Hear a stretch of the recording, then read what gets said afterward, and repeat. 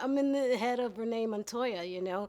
She has one thing on her mind, and that is justice, and everything else can fall to the wayside, you know. And she is so used to just relying on herself because she's dismissed, disregarded, you know, by her contemporaries and her colleagues, you know. So even getting together with the other birds of prey, you know, she resisted, but only for a split second.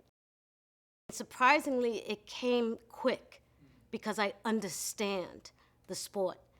So I understood how, you know, what a jab looked like and what a right cross, how that was supposed to look like, you know, and so it came quick, but just the physicality of it was exhausting.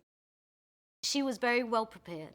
She was very, very well prepared, and you know, and she's very focused, very, very focused woman. Yeah, and when she first made the call, you know, to me, she was very honest with me.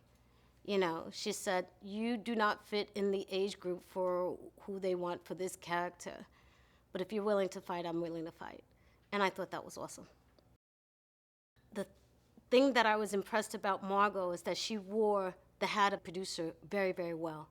She didn't puff out her chest about it. She was extremely accessible, very professional, and very, very prepared in that role. And for such a young woman, I was like, I'm impressed.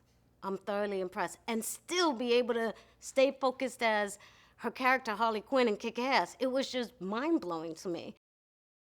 My favorite scene to shoot was my fight scene with Margot, with Harley Quinn. Um, we started really like hurting each other.